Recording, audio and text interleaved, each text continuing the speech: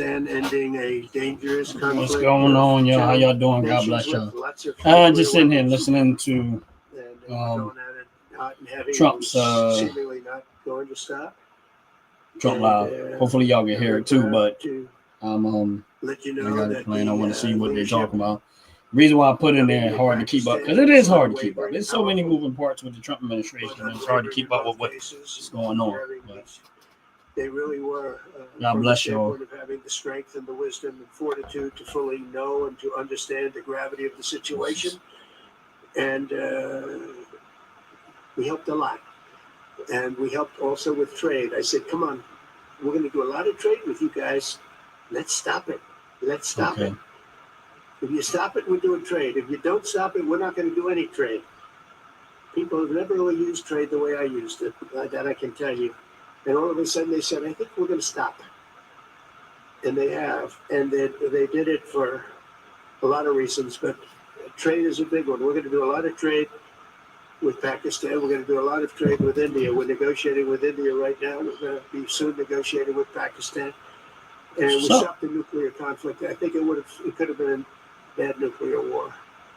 Millions of people could have been killed. So I'm very proud of that. I also want to thank Vice President Vance and Secretary of State Rubio for their work and efforts. They worked very hard on that. We also, as you know, created a situation where the Houthis, for the first time ever, have ceased firing, and they've let it be known that they're not going to be firing at American ships anymore. You'll never hear be firing at Americans anymore. Mainstream media this was a, celebrating these wins. Heavy barrage that lasted for approximately 50 days. And as you know, they've been in war essentially for forever. But over the last 10 years, they've been very difficult for other countries. Nobody was able to do what we did. But they stopped, and we take their word for it. Their surrogates and them directly said, "We don't want to do this anymore." Wow. And so we were satisfied with that. In addition, yesterday we achieved a total reset with China after productive talks in Geneva. Both sides now agreed to reduce the tariffs imposed after April 2nd to 10% for 90 days as negotiators continue on the larger structural issues. And I want to tell you that a couple of things. First of all, that doesn't include the tariffs that are already on, that are our tariffs, and it doesn't include tariffs on cars, steel, aluminum, things such as that, or tariffs that may be imposed on pharmaceuticals, because we want to bring the pharmaceutical businesses back to the United States, and they're already starting to come back now based on tariffs, because they don't want to pay 25, 50, or 100% tariffs, so they're moving them back to the United States. I spoke to Tim Cook this morning, and he's going to, I think, even up his numbers, $500 billion. He's going to be building a lot of plants in the United States for Apple, and we look forward to that. I really do look forward to that. But the talks in Geneva were very friendly. The relationship is very good. We're not looking to hurt China. China was being hurt very badly. They were closing up factories. They were having a lot of unrest. Wow. And they were very happy to be able to do something with us. And the relationship is very, very good. This is real leadership. This is how you get the job done. We have some other things we're doing. But one of the how you get the job things done. That we're doing, and I don't know if people realize this, but we made a great deal with China, a great trade deal. But it was a much bigger deal originally, and then they canceled it right in the last day. Some of you faces I remember were there when that happened. I remember you. And we had a deal where they opened up their country to trade with the United States. And they took that away at the last moment, and then I canceled the whole thing. And then 6 months later, we ended up doing a smaller deal. But it was a big deal. It was $50 billion worth of product that they were going to purchase from our farmers, etc. And we agreed to that. People thought it was 15 because they were doing 15. We made it 50 because I misunderstood the 15. I said, you got to get 50. Because when I asked, if you remember the story, when I asked, what are we doing with them? My Secretary of Agriculture at the time Sonny Perdue said, sir, it's about 15 million and we're asking for 15. And I thought he said 50. So I said, so they came back with a deal at 15. And I said, no way, I want 50 because you said 50. They said, sir, we didn't say that anyway. Bottom line, I said, go back and ask for 50. And they gave us 50. And they were honoring the deal. And we would call them up a lot for the corn and for the wheat and for everything. They were honoring the deal. And then when Biden got in, they no longer honored the deal. There was nobody to call. I would call on an average of once every 2 weeks to say, come on, you have to speed it up a little bit. And our farmers were doing great. I said to them, buy more land and bigger tractors, if you remember. That's what happened. But the deal was a very good deal. But the best part of the deal was that we opened up China. China agreed to open itself up to American business to go in. And it would have been a great thing, I think, for China. They would be able to see things that they haven't seen. They would be able to buy products that they had never been able to buy. Would have been great for American business. I think it would have brought unity between China, better unity between China and the United States. And the bottom line is that they canceled it the last day. We were all set to sign it, and I went a little bit angry. I got a little angry. They said they canceled the deal. The deal was done. It was all ready to be signed. And people went over, they came back to me, said they don't want to sign the opening up China. Well, the biggest thing that we're discussing is the opening up China, and they've agreed to do that. But it's going to take a while to paper. You know, that's not the easiest thing to paper. But that's the single, I think, to me. Some people would disagree. Some people would say we're getting a lot of money with tariffs or whatever. But, you know, especially when you add what we already have. Because remember, we're already getting to 50% on steel and different things. That's not included in these numbers. So you can add that. But the biggest thing to me is the opening up. I think it would be fantastic for our businesses if we could go in and compete with China. It would be a lot of jobs for China. It would be, because they're definitely over here competing, and they're taking a big chunk of the business from Americans. So people. Very important element to add. So when Scott, I watched him speak the other day, and I think he didn't want to say it, but I said, it's okay to say it. Look, if we don't get it, we don't get it. But if we don't get it, it won't be a positive thing. But if we do get it, I think it's maybe the most important thing to happen. Because if you think about it, we opened up our country to China. They have very few restrictions. Right.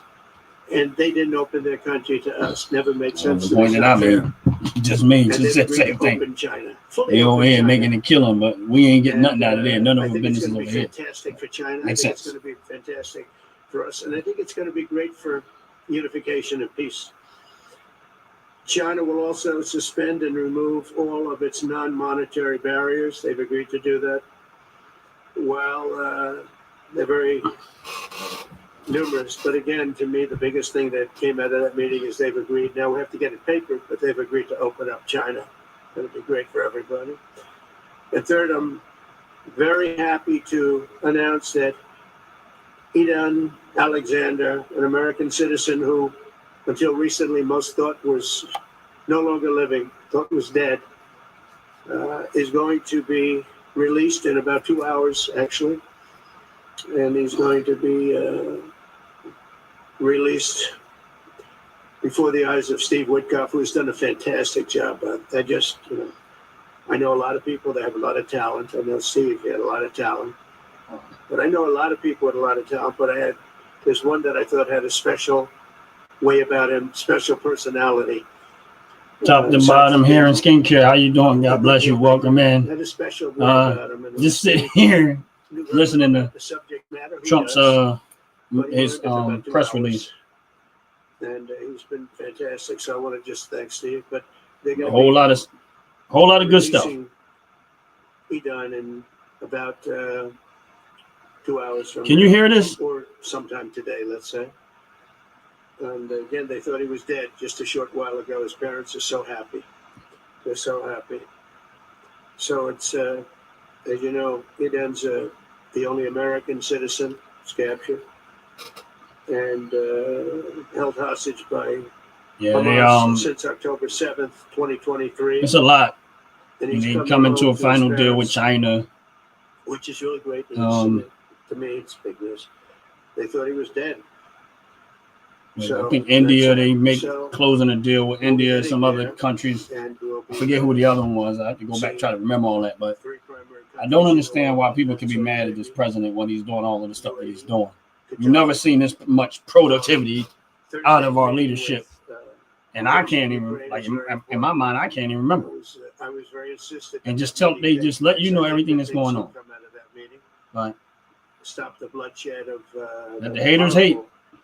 It's a bloodbath. If you want this live, please hit the like button. Please hit the subscribe button if you haven't. Appreciate it very, very much. Russian. They're not American soldiers. They're from Russia. They're from Ukraine, but they're people. They're human souls, and they're being killed at levels that we haven't seen since the Second World War. And it's every week. A lot of drone fighting. It's a whole new form of warfare, and it's violent and vicious.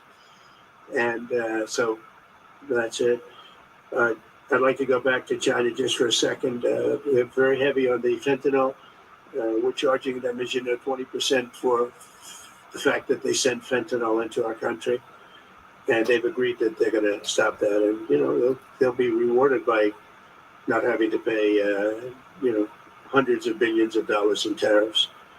So the fentanyl should stop. It comes from China. It's amazing. And it comes through our southern border. It comes through our northern border, too. It comes through Canada. They'll be mad. Through our southern border. More how can you be mad at that? Through the southern border. That's how you protect your country. So that's a very important subject. That's real leadership. That's what you're supposed to do. Doesn't matter if it's Trump or anybody else. That's real leadership. People that have family members that have died of fentanyl. So there's a big incentive for China to stop, and I take them at their word. They're going to work on that, I think, very hard. And one thing, when they work on something, they get it done. So now I'm about to depart on a historic visit. Some of you are going with us to, as I said, Saudi Arabia, Qatar, and United Arab Emirates. Before I do, I'll sign one of the most consequential executive orders in our country's history. I don't think there's ever been anything signed like this, certainly not with respect to healthcare, nothing even close. I'm delighted to be joined on this occasion by Secretary of Health and Human Services, Robert F. Kennedy Jr., who's doing a really good job, I have to tell you that. CMS Administrator, a friend of mine, Dr. Mehmet Oz, who is an amazing guy. I was telling Bobby before, Oz had a very successful show, but it hurt his reputation. Because when you're in show business, it hurts your reputation a little bit. It's good for you, but in terms of professionalism and being a doctor, it sort of hurts your reputation. This guy went to the best schools, was the best, top of the line. Then he did a television show, became a success, made a lot of money, all that stuff, but it sort of hurt him. I compare that to, I hate to say this, but a special woman, Jeanine Pirro. She was the toughest, smartest DA, maybe in our countries, in our cities and states history, New York. She was really tough, really sharp. Then she did a show, and people didn't think of her quite the same way. She became more of an entertainment person, like Oz. Oz is not an entertainer. He's not really an entertainer. You know the real story, and she isn't either. She is unbelievable. She was one of the strongest district attorneys in the history of New York, highly respected, very tough, went after the drug dealers. I never understand how people can be mad at this president. Stay mad if you want to, but all of the things that this man has done so far has been great for America. And honestly, some of these other countries like China, they benefited from it too. But right is right. But she was a big part of it. And so I equated to that. Jeanine Pirro is unbelievable. FDA Commissioner Dr. Marty Makary, with a reputation that's second to none, and the job he's doing already has been fantastic. Thank you, Marty. And Director of National Institute of Health, Jay Bhattacharya, who has been, as you know, from Stanford. Wow. So highly regarded, and have all been working with us very hard on this. And the question they would ask, being a little bit new to the government aspect of it, is why doesn't somebody fight the drug price situation, meaning equalization? There's a term, it's called equalization. Nobody wants to mention that term. And I'm not knocking the drug companies. I'm really more knocking the countries than the drug companies. Top to bottom hair and skincare, yes. I agree with you with that. They're looking for a reason. It's not exciting when everything is good, going well. There's no drama behind it. It's somebody doing the work, putting in the work, and getting results. And they don't have nothing to complain about because it's actually getting results. So they go look for they go fishing for any little thing that they can say negative just because that's what they want in their life.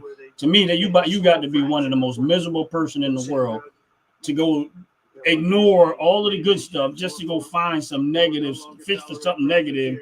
Something is wrong with you mentally, and you are a miserable individual. That's just how I see it. It was really the countries that forced Big Pharma to do things that, frankly, I'm not sure they really felt comfortable doing, but they've gotten away with it. These countries, European Union, has been brutal.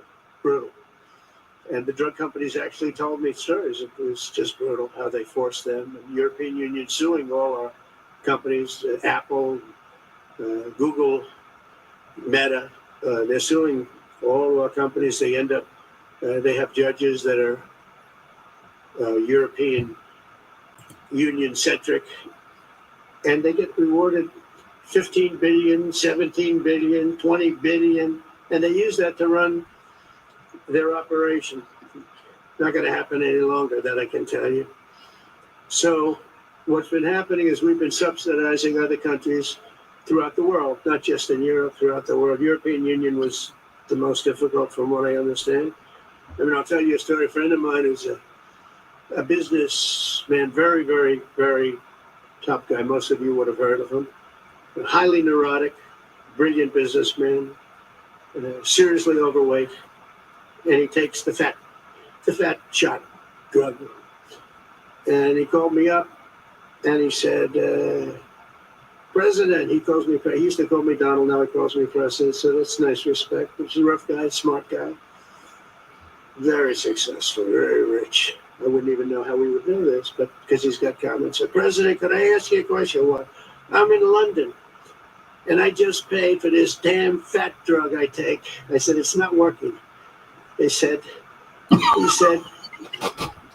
I just paid $88. And in New York, I paid $1,300. What the hell is going on? He said, so I checked. And it's the same box, made in the same plant, by the same company. Whoa. It's the identical pill that I buy in New York. And here I'm paying $88 in London. In New York, I'm paying $1,300. Now, this is a great businessman, but he's not familiar with this crazy situation that we have. But he was stunned. But it was just one of those stories. And I brought it up with the drug companies, represented by somebody who's very, very smart, a good person too. That is crazy. For about half hour, and then finally he just said, because they can't justify it. He just said, "Look, you got me. You got me. I can no longer they've been justifying this crap for years. They said, oh, it's research and development. Well, I said, well, research and development, other countries should pay research and development too. It's for their benefit. It was just one of those things. And the other countries would set a price, and they'd meet the price, and they'd say, if you don't meet the price, you can't sell it in our country. I said, well, then you walk away, and they'll call you back and they'll sell it in the country. But now they'll have to do that. Wow. So for the first time in many years, we'll slash the cost of prescription drugs, and we will bring. It's almost unbelievable when you hear it. Will come down by much more, really. If you think 59, if you think of a drug that is sometimes 10 times more expensive, it's much more than the 59%. It depends on the way you want to analyze it. But in one way, you could analyze it that way. But between 59 and 80, and I guess they ripping 90%. How is that fair to America? When I worked so hard in the first, you can't make it. It's almost unbelievable, but this is what we're dealing with. Ever get prices down for a full year? And why was none of these other presidents who've been in politics all this time not dealing with this or checking this the way it should be checked? 90%, but actually more than that if you think about it. Yes. Okay. Farmer has And to say, I used to do work and somewhat. It is technically healthcare, but we used to manufacture it. We used to warehouse and manufacture all the medical equipment. So And pharma is also very powerful. I just don't, and I got family members that work in hospitals, in medical field a lot, and they all say the same stuff. It just don't make sense. And then people wonder why health insurance in America is off the roof. The our leader in the Senate, John Thune. They wonder why your health insurance is $1,000, $1,200, $1,600 a month for health insurance, when the health insurance companies got to pay. If you get a pill, they paying a pill like that. I'm not saying that's what they get, but you paying that much money for a health insurance company paying that much money for a pill. Medicare, and just basically pharmaceuticals and drugs is going down at a level that nobody has ever seen before. It'll pay for the Golden Dome. I see the Golden Dome is there. See, that'll easily pay for the Golden Dome, and we'll have a lot of money left over. We need the Golden Dome, by the way, in this world. Although this world's a lot safer today than it was a week ago. Yes, it is. And a lot safer than it was 6 months ago. Yeah, No clue what they were doing. Definitely. So today, Americans spend 70% more for prescription drugs than we spent in the year 2000. Think of that. Our country has the highest drug prices anywhere in the world by sometimes a factor of 5, 6, 7, 8 times. It's not like they're slightly higher. They're 6, 7, 8 times. There are even cases of 10 times higher. So that you go 10 times more expensive for the same drug, that's big numbers. Even though the United States is home to only 4% of the world's population, pharmaceutical companies make more than 2/3 of their profits in America. So think of that. With 4% of the population, the pharmaceutical companies make most of their money, most of their profits from America. That's not a good thing. Now, I think, by the way, I have great respect for these companies and for the people that run them. I really do. And I think they did one of the greatest jobs in history for their company, convincing people for many years that this was a fair system. And nobody really understood why, but I figured it out. For years, pharmaceutical and drug companies have said that research and development costs were what they are, and for no reason whatsoever. They had to be borne by America alone. Not anymore, they don't. This means American patients were effectively subsidizing socialist healthcare systems in Germany, in all parts of the European Union. They were the toughest of all. They were nasty. And I see that with trade too. European Union is in many ways nastier than China. Okay?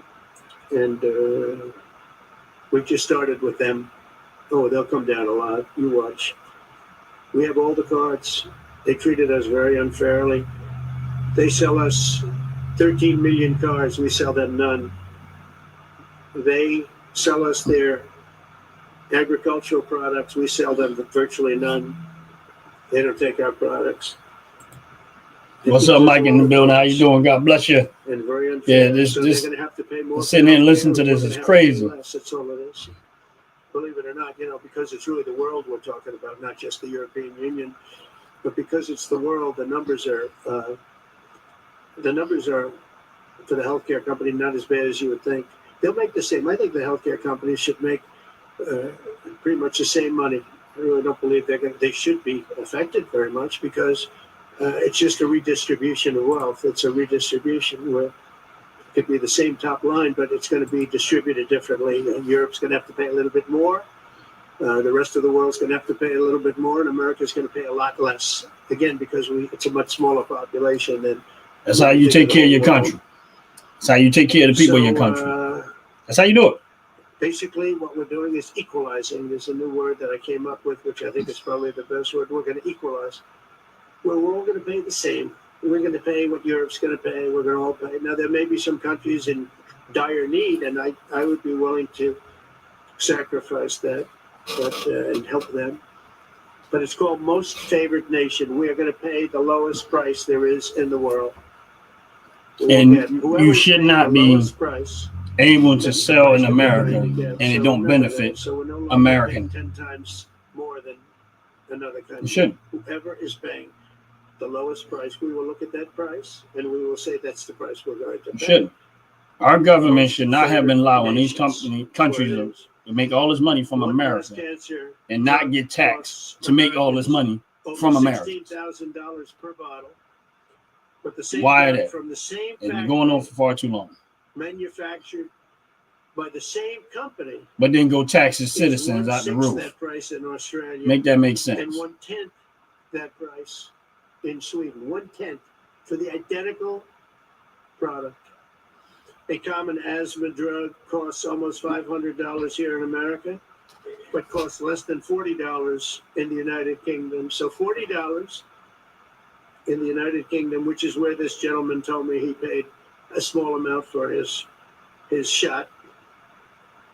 But think of that. So $40 versus $500 here. That's not even bad. There are much worse examples. And the weight loss drug, Ozempic, costs 10 times more in the United States than in the rest of the developed world.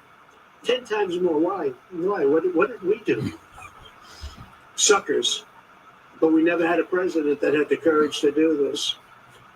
And nobody knew the system like I do. I mean, I've gotten to know this system so well. And I don't think it's fair that it benefits Obamacare. Obamacare is a failure. It's not a good health care. I agree. It works. I made it work. I had an obligation to make it work, or an obligation to let it die. I chose that we had to make it work. I had to make it as good as possible. And I had a choice. I could have let it fail or make it as good as possible. As good as possible means it was still not very good, but it survived. And we did the right thing. But this makes everything work. And I don't want to have a bad form of healthcare work because of the fact I was able to cut drug prices by 80 or 90%. So we're going to maybe come up with something. I think this gives the Republicans a chance to actually do a healthcare that's much better than Obamacare and for less money, which I think you guys would work on that along with Congress. But I do want to say that Democrats could have done this a long time ago. They have fought like hell for the drug companies, and they knew just because they fund it, and it's going to be like hell hard by drug companies. I was just telling the leader and the speaker that it's going to be very hard for the Democrats to vote against the one big beautiful deal, the greatest tax cuts in history, greatest everything. But now you have the big drug prices because that's going to be included. It makes that whole situation different from a scoring standpoint. I called them up about this. I said, I'm going to do something that's going to be very monumental, and you're going to be scoring. You better tell your people that this is going to score really well, and then add hundreds of billions of dollars in tariffs to your list also. But as big as the tariffs are, this is something that really hits quickly. 5 years ago, I signed an executive order to confront this disaster, but only confront it in a minor way. It was a good confrontation, but never to this extent. It took people a little while to understand a very complicated system. But Joe Biden, without any knowledge of what he was doing, terminated the policy and then pretended to negotiate under a new system. I know. I remember that. Tried to say, we brought down cost. I think it was insulin or something like that when he lied. Are now over 200% more expensive in America than the rest of the world, and far more. Yeah, I got him on listening. When he even got involved. What's up, brother? How you feeling, 47, man? God bless you, bro.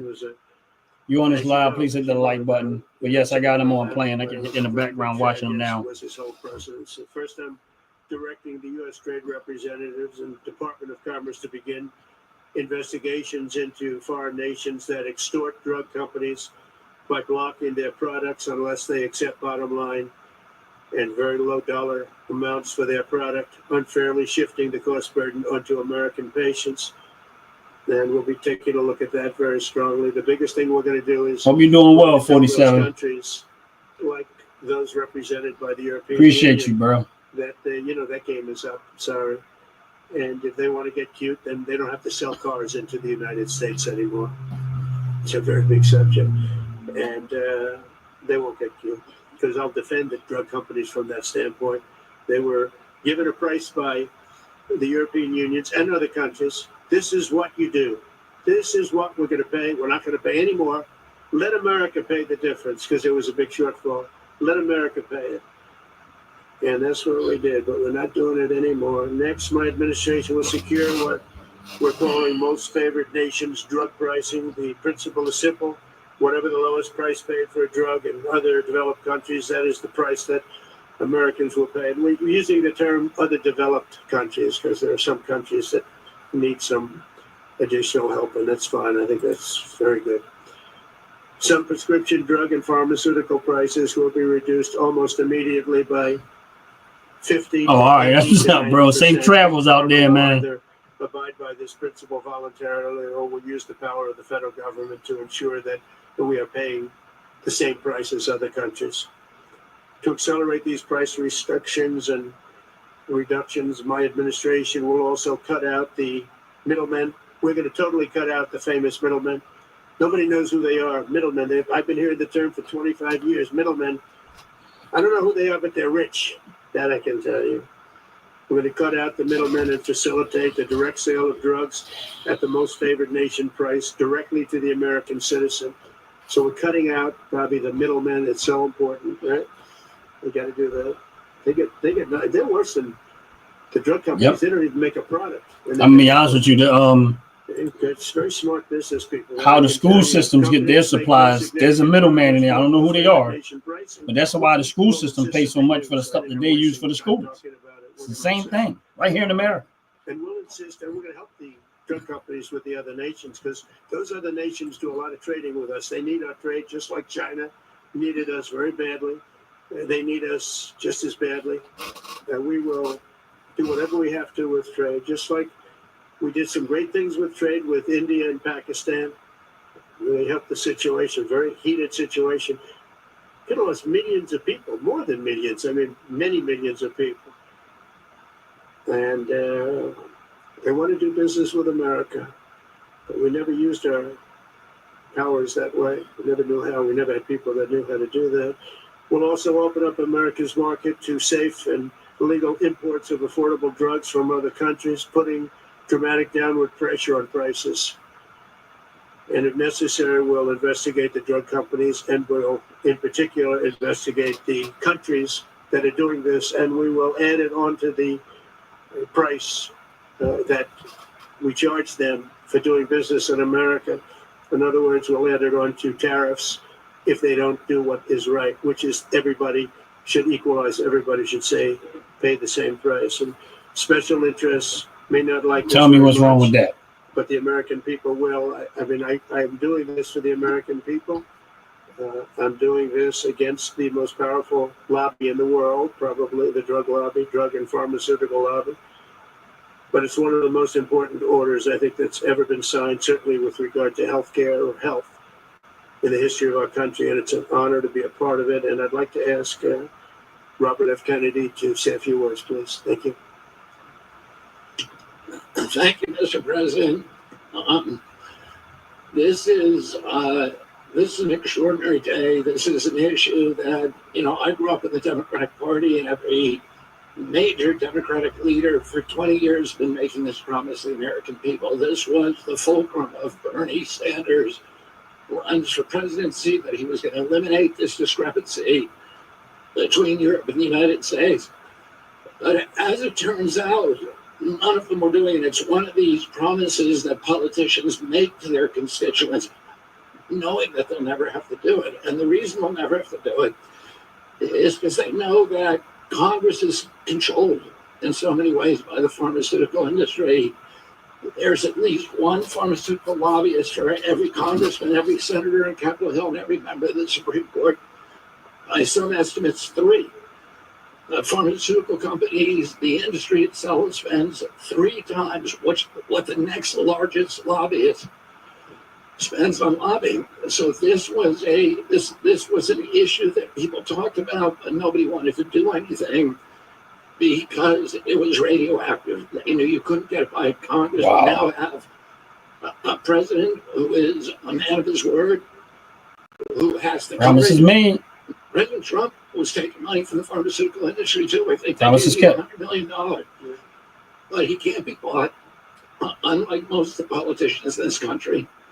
And he is standing here for the American people. I don't know what, there's writers like Lord Elizabeth Warren or Robert Wright who are saying that President Trump is on the side of the oligarchs. There's never been a president more willing to stand up to the oligarchs than President Donald Trump.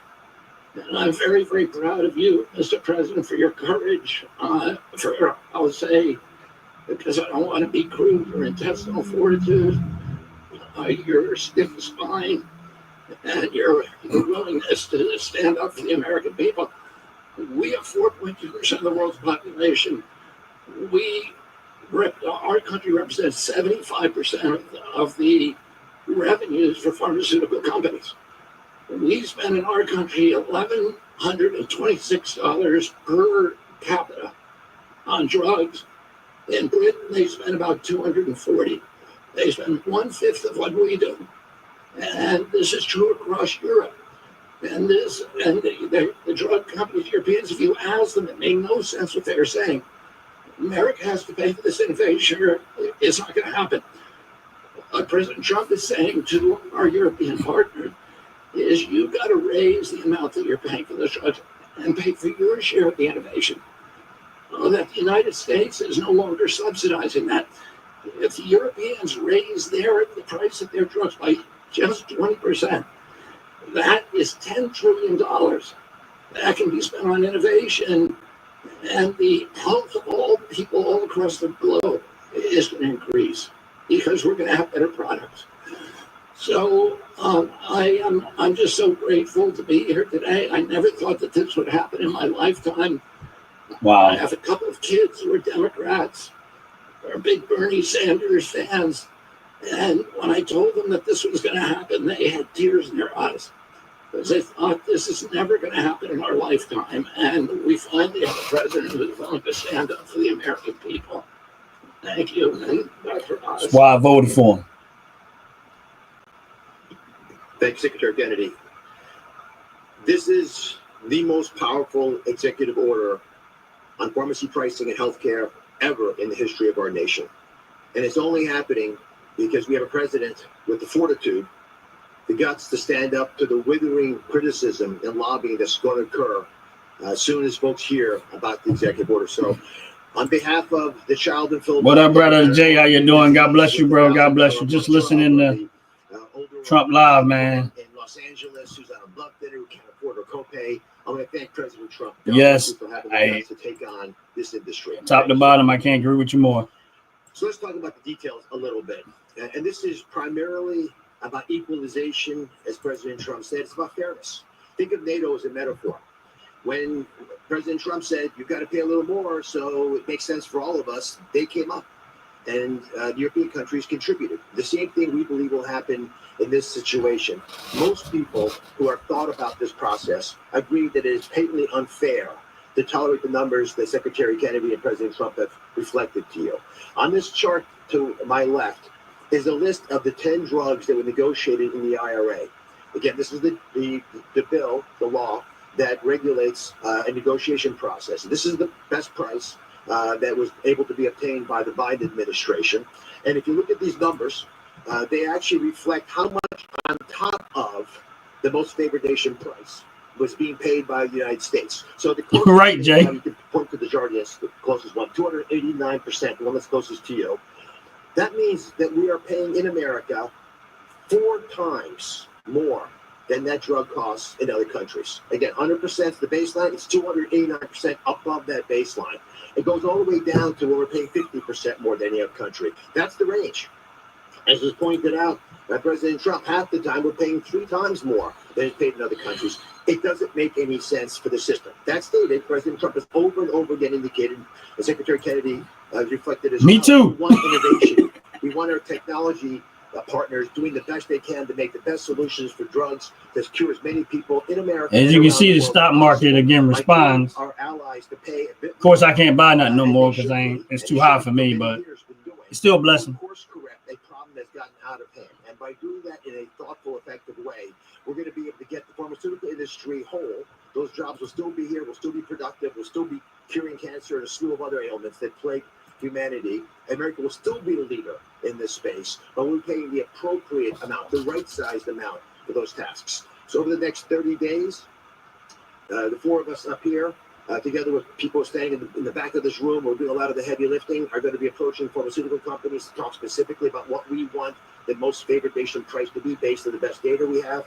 We're looking forward to a thoughtful interaction with these corporate leaders, many of whom we've spoken to and in quiet will agree the system is not right the way it is. They're patriotic Americans. They want what's right. But the fact that in my lifetime, as Secretary Kennedy said, for the first time, we have a thoughtful and aggressive approach, thanks to President Trump, on taking on these special interests. We should give all Americans confidence that this is an administration that stands for fairness and should chill the waters for those who believe they can push us away from our North Star, which is to take care of the American people. Mr. President, God bless you. Jay, you want to go next? So I teach economics at Stanford as well as health policy. And one thing that's really, really simple. Yeah, you know they would. They're going to go fish for something. Price difference for the same product between two countries, there's something deeply wrong. And what President Trump has done is a historic measure that should have been done a long time ago. What we're going to do is make sure that those prices become much closer to equal, like a competitive market you'd expect. Yes. Right now, what's happening is the American people are subsidizing at a large fraction about the research and development efforts for drug companies around the world by the higher prices that we pay. With this new order, Yes.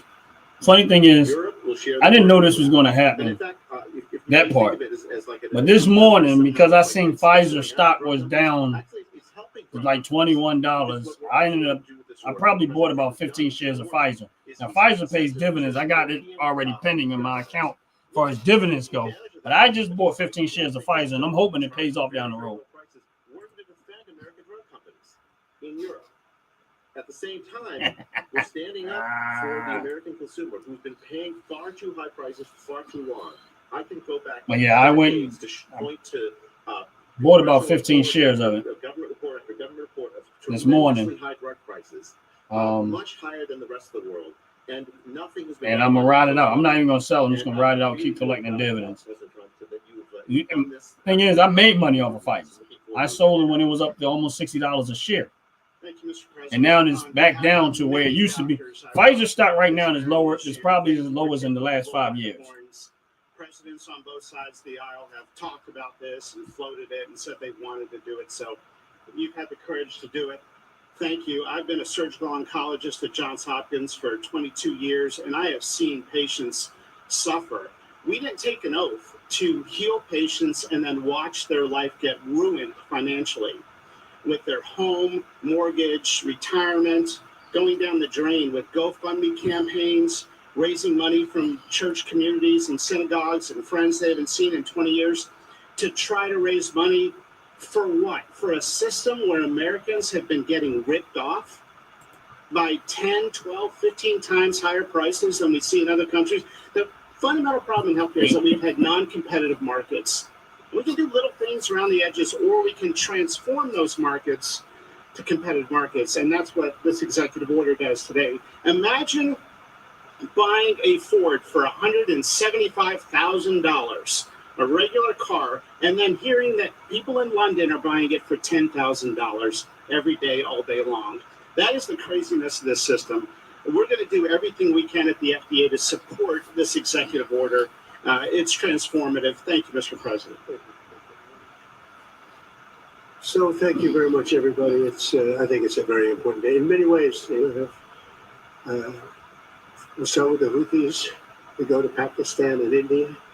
We go to what we did with China, the trade deal, and with UK. And by the way, many other deals are coming in very much. At a certain point, we'll just set the price because we know where we are.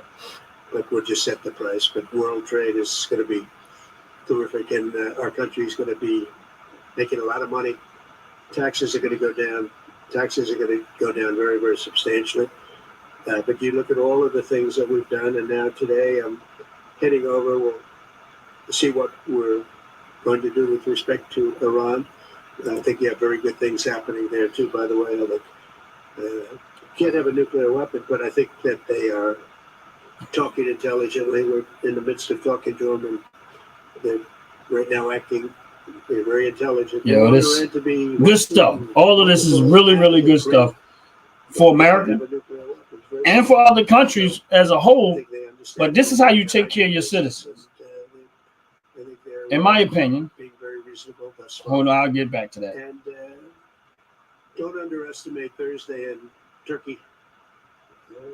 President Erdogan is going to be a great host, and we are doing some work with him, having to do with Syria too. By the way, we're going to have to make a decision on the sanctions, which we may very well relieve. We may take them off of Syria because we want to give them a fresh start. But President Erdogan's asked me about that. Many people have asked me about that because the way we have them sanctioned, it doesn't really give them much of a start. So we want to see if we can help them out. So we'll make that determination. But I think you're going to have maybe a good meeting. You have the potential for a good meeting. That a meeting wasn't going to it's coming, Jay. I insisted that meeting take place. And it is taking place. And I think you may have a good result out of the Thursday meeting in Turkey between Russia and Ukraine. And I believe the two leaders were going to be there. I was thinking about flying over. I don't know where I'm going to be on Thursday. I've got so many meetings. But I was thinking about actually flying over there. There's a possibility of it, I guess, if I think things can happen. But we got to get it done. We got to save 5,000 lives a week. 5,000 lives are really more than that. It's worse than that. Wow. And when you see and you don't want to see it, but when you see the satellite photographs of the battlefield with arms and legs and heads all over the place, separated by 30 yards from bodies, wow. Doesn't make sense. So we're working very hard to see if we can end that bloodbath. Okay, there shouldn't be too many questions. It's been covered pretty well. Thank you for taking questions. Two quick ones for you. Let's see where the dummies comes in. Hopefully if not. a longer-term deal is not reached with China at the end of these 90 days, can the American people expect those tariffs to go back up to 145%? No, but they would go up substantially higher. You know, at 145, you're really decoupling because nobody's going to buy it. But they can go, they got very high because of additional tariffs I applied during the course because of fentanyl and other things. But no, but they go substantially higher. I think you will have a deal, however. You would do it. You're confident that there will be a deal on Qatar. Has Qatar asked for anything in exchange for that $400 million luxury jumbo jet? And how can the American people be so sure that they will not? Oh my God, you can't make this What up. happens with the plane is that, we're very disappointed that it's taking Boeing so long to build a new Air Force One. We have an Air Force One that's 40 years old. And if you take a look at that compared to the new plane of the equivalent, stature at the time, it's not even the same ballgame. You look at some of the Arab countries and the planes they have parked alongside of the United States of America plane. It's like from a different planet. And it's close to 40 years old, might be more than 40 years old now. And we, when I first came in, I signed an order to get it built. I took it over from the Obama administration. They had originally agreed. I got the price down much lower. And then when the election didn't exactly work out the way that it should have, a lot of work was not done on the plane because a lot of people didn't know. They made change orders that were so stupid, so ridiculous. And it ended up being a total mess, a real mess. And when I came back, I said, by the way, what's going on with the Boeings that are coming in? Well, sir, they're way behind. And they're way behind. They were way behind. Another mess that I inherited from Biden. And it's going to be a while before we get them. And I think Qatar, who we've helped them a lot over the years in terms of. As a reporter, you worrying about the plane. Like, that's your question. I have a lot of respect for the leadership and for the leader, Qatar. And I think they knew about it because none of us are going to be on Air Force One, and as a leader, you care about the plane. And they knew about it. Who's paying for the plane? Said, we would like to This is what she asked a question about. A 747 as a contribution to our Defense Department to use during a couple of years while they're building the other ones. I don't think too many American citizens are worrying about a stupid person to say, "Oh no, we don't want a free plane." the condition of Air Force One. That's something that's more related to the president and who's currently in office. Like, the money We ain't worried about it. That's something that he needed as a president. It represents us. And if you pull a junk car besides all this other stuff, he's just trying to show that we need to have a better plane. I would never be one to turn down that kind of an offer. I mean, I could be a stupid person, say, no, we don't want a free, very expensive airplane. But I thought it was a great gesture. And I think it was a gesture because of the fact that we have helped and continue to, we will continue to, all of those countries, Saudi Arabia, the UAE, Qatar, and others, we keep them safe. If it wasn't for us, they probably wouldn't exist right now. And I think this was just a gesture of good faith. And I don't get it. Someday it'll be like Ronald Reagan. They decommission them. You know, they get to a certain age, they decommission them. It'll go to my library. They're talking about going to my library in years out. But I thought it was a great gesture. And it's you might be right about that, Jay. I don't have no stock in him, but you might be right. It actually has made the library, I think, a Boeing 707. It's actually made the library more successful. You got stock in HIMS? I mean, I'm sorry, not HIMS, HMS. No, I don't. No, it would go directly to the library after I leave office. I wouldn't be using it. You got stock in HMS? Is that HIMS? Yeah, I did see HIMS. I thought HMS is a stock code. To end this war, do you expect any progress or perhaps announcement on ceasefire during your trip to the Middle We East? hope that we're going to have other hostages released too, as you know. So when I met with the hostages 3 weeks ago that were there for quite a while, you remember the 10 people that came in, mostly young people, 1 or 2 were a little bit older. They were explaining the trials and tribulations. I mean, they went through hell. And I said, how many are there? They said 59. Oh, okay. Yeah, I wasn't too sure, Jay. But got a lot of hostages out. I think you will acknowledge. They said 59, but then they said they followed that up by saying 59, of which 24 are living. The rest. Now you're making me wonder. But the people whose son, mostly son, I think one daughter in this case, but mostly sons are there, or husbands are there. Those people want the dead bodies as much as they want the live body. I have a mother that calls me, that came up to me when I first met her, and she said, "Sir, please get my son out. He's dead, but they have his body." And I asked her about that, and it's as though he were alive.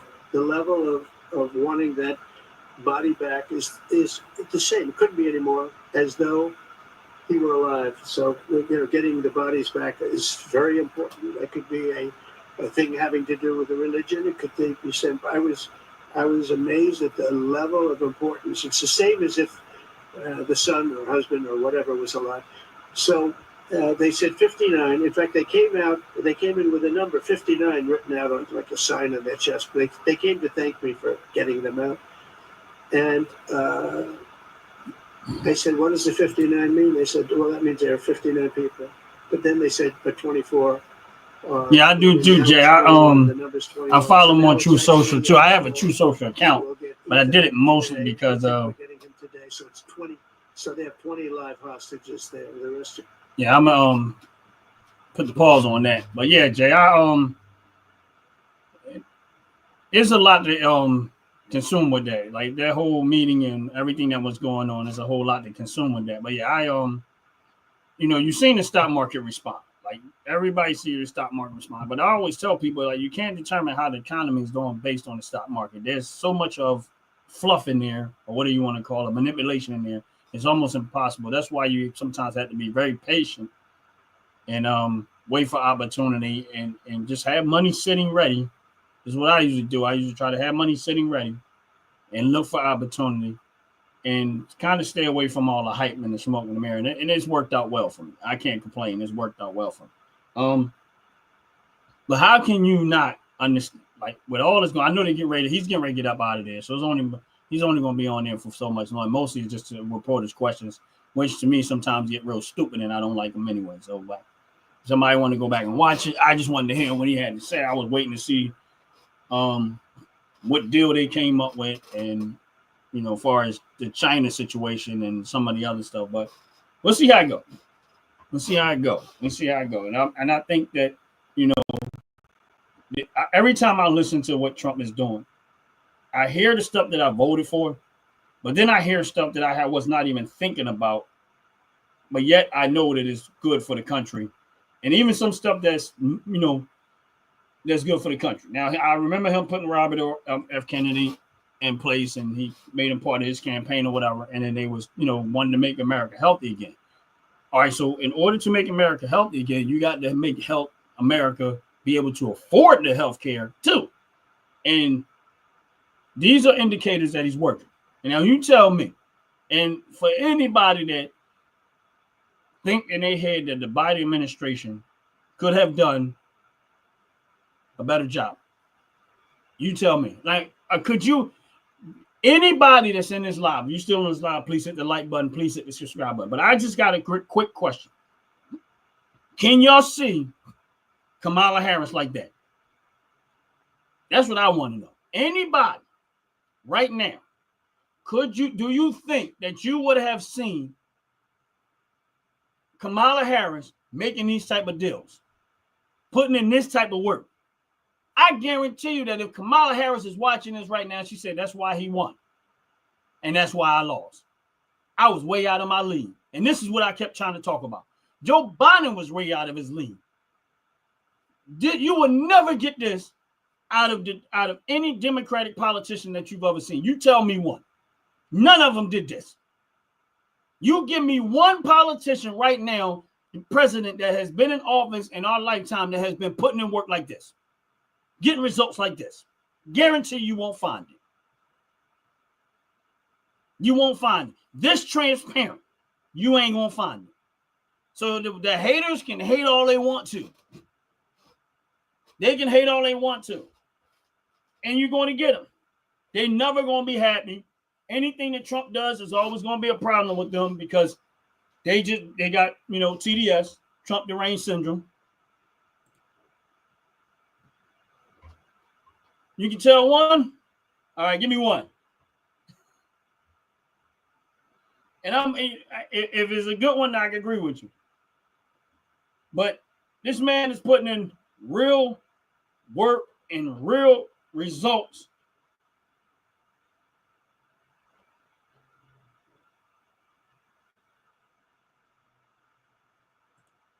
Give me one, Jay. And my thing is that he's putting in real work and getting real results. All right, I you know what, Jay? You're absolutely right. But I was talking about presidents, not Ron DeSantis. Not that. I'm talking about I was referring to presidents. But hey, listen, I like Ron. I ain't gonna lie, I like Ron DeSantis. And I hope that's who you're talking about, Ron DeSantis. Well, he's governor right now. Senator Ron. Wait a minute, you talking about me? I thought you were talking about Ron DeSantis. I'm like, wait a minute, he's governor right now. But hey, yo, real talk. I caught it before you put it up there. Whatever. Wait a minute. I didn't realize what you were trying to say. Man. And you know what? If I was, it would be very similar to what you see. Now, of course, I'm not president, and I can only do what a senator could do. But this is what I mean by real results. This is what I'm talking about. And that's why when I laugh at people coming in there, they got their head and the people that, bro, you can't tell me that could anyone see Kamala Harris doing this, getting this type of results, these type of negotiations? No, you can't. You can sit back and lie to yourself all you want to. There is no way you can see this type of leadership coming out of Kamala Harris. You didn't see this type of leadership coming out of Joe Biden, and you definitely didn't see this leadership prior to Trump the last term in the presidency. You tell me. All of them did exactly what RFK was saying in that video. Talk. They all talked about doing it. Bernie Sanders been there forever. Talked. Hillary talked. They all talked. This is what they did the whole time. As soon as they got in office, they forgot everything they campaigned on, and they just went back to doing whatever. Yep. That's exactly what she would be. Just like Joe Biden. Just like him. And in my case, and in some cases, worse. Because Joe Biden stumbles over words extremely badly, and you can see he loses his memory and thought, and it just kind of goes left field. Kamala Harris is just word solid. I mean, it's just, if you plant a tree in the dirt, you'll get a tree. And when the tree grows, it'll still be rooted in dirt.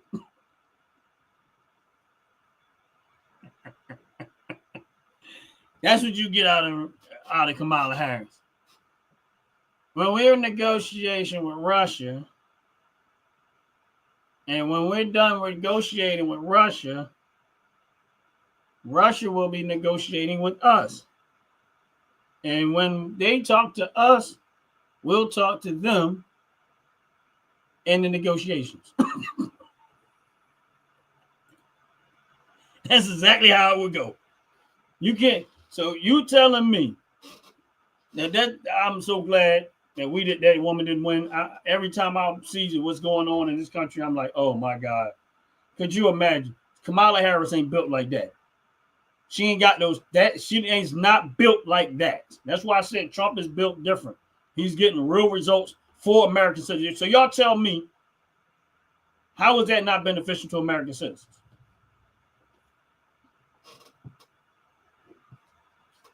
And that's my whole point.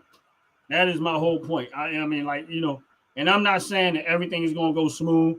I'm not saying that everything is going to go perfectly. I'm not going to say that there's not going to be some hiccups. And then you got to have a reasonable mindset to know that there will be some hiccups and some mistakes in anyone's administration. But to me as a whole, you cannot get mad at the performance of this president. And he's doing it all for free because he hasn't taken a paycheck yet. But yet, y'all won't hear the mainstream media talk about none of this stuff. They won't even allow you. They will not, like, even if you listen to the dumb questions they was asking, it's like, why would anybody care about, like, Air Force One? Yeah, we want our president to be in a safe plane. But no American citizen is worrying about that because that's more so for the leadership of our country. And that's for them. None of us got up in the morning. It's like, I wonder how well Air Force One is doing. I wonder what it looks like. Is it in good shape? Is it flying well? Like, none of us are even thinking about Air Force One. Why would a news reporter think that that's a necessary question to ask the president in that moment? This is how stupid the reporters are getting. No American is concerned about that, but y'all want them to know that's the question you ask. My thing is this, that's for the job to him to worry about. He got to be in that plane. I'm never going to be in Air Force One probably in my lifetime. Possibly, maybe. I don't know. But he got to worry about that. That is something that the president, vice president, and those people that get in the Air Force One, if they want a better plane, I don't see nothing wrong with it. I think as America, we should be represented as best as possible.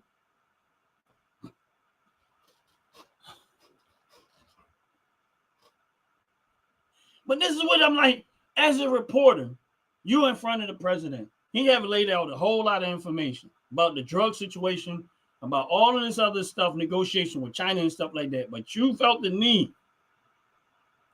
You felt the need to ask the question about Air Force One. It's like, why would you even ask? That is not the moment to ask a question like that. There is no American citizens that are concerned about Air Force One. There might be a handful of people that say, Air Force One does look bad. But he was like Air Force One, and you pull it down beside all the other planes, it looks bad. All right, I get it. Fix it. But that is not an issue that American citizens are concerned about. That's the president concerned. And he wants to represent the country, and they want to give us him a better plane and stuff. I get it. I don't see no beef with it. Even if America decided to redo the plane and make a better one for us and we pay for it as the tax citizens pay for it, I wouldn't care. I wouldn't care one way or the other. But that's not something I'm concerned about. These gas prices. That's what I'm concerned about. The food prices. That's what I'm concerned about. The safety of the country. That's what I'm concerned about. The border. That's what I'm concerned about. The cost of drugs and cost of healthcare. That's what I'm concerned about. Taxes. That's what I'm concerned about. Those are the things that American citizens are concerned about. Crime. That's what they're concerned about. Your rights, your liberties, your freedom. Those are the things they're concerned about. Being able to live the best life possible, being able to retain and keep most of your money to do what you want to do with your money. That's what people are concerned about. None of us are worrying about Air Force One. That's the president to worry about.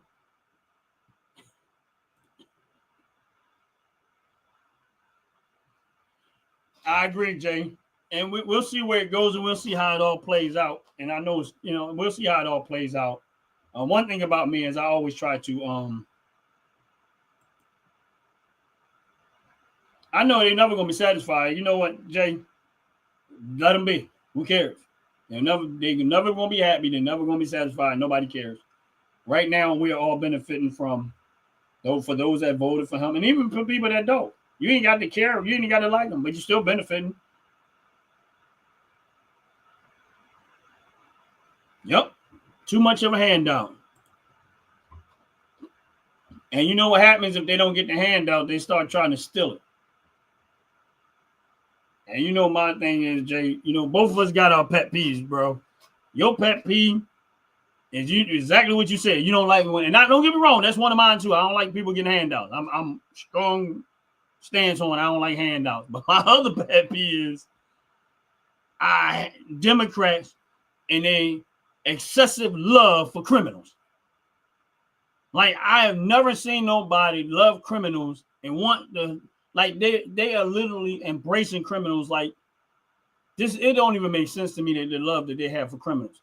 You are down there protesting at I guess that prison one I seen on your video or your live. I mean, not your live, but your short, Jay, where they're out there trying to figure out what's going on in that prison with ICE and the people that they're holding in there. Like, they're at the doors, like, give us our people, give us our criminals back. Y'all wasting hours of your life outside trying to get criminals back. You want to know what's going on with the criminals. Meanwhile, I guarantee you go right to the cities that they run and right to the areas where they run. There's a whole lot of other criminals running rapping around there, and they don't care nothing about the everyday hardworking citizens and the safety of them. All they caring about and worrying about is illegal immigrants and the criminals. Make that make sense. Yeah, I just it boggles my head with that. Oh yeah, I'm gonna definitely check you out, bro. What are you gonna be live today? What time? If you are, what time? If you got a time or what time you're gonna be live, if you're gonna be live today, Jay, and what time you're gonna be. And I'm gonna try to get in if I'm not actually back to work at the time. But yeah, I had enough of the Democrats, bro. It's hard. Like, that's why I go hard on them. Real talk. And now I still got to find out what these Republicans doing. I mean, I put out a short about the two Republicans that's holding up this suppressors for these gun laws because they taxing it and stuff, the registry. I'm trying to figure out what's going on with that. Eventually, I'll catch up with that too. But yeah, I'm done. Like,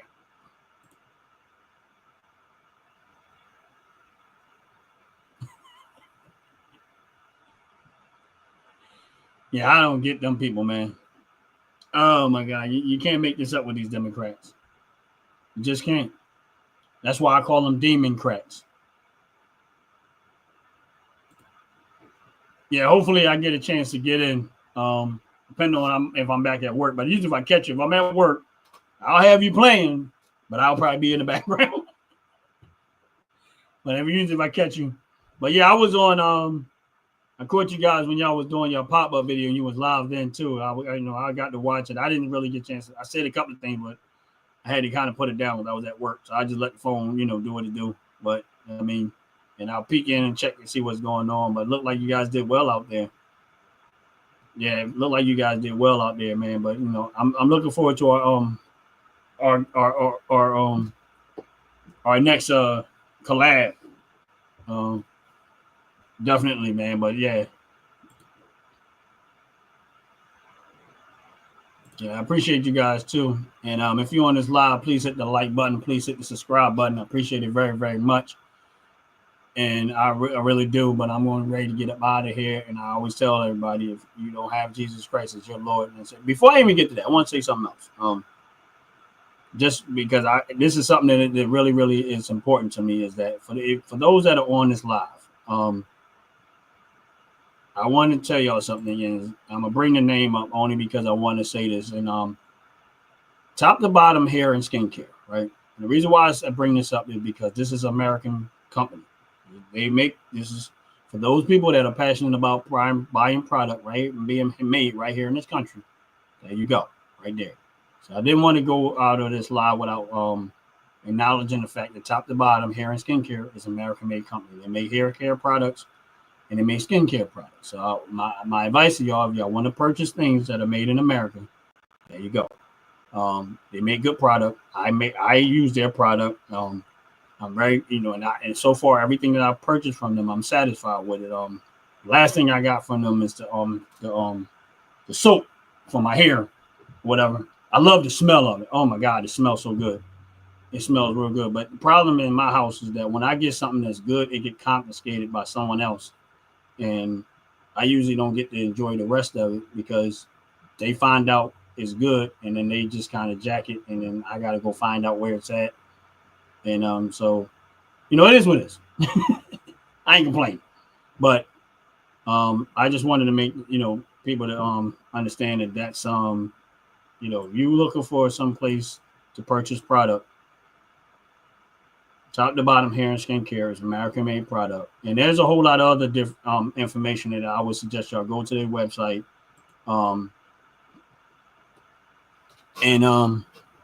would suggest y'all go to their website.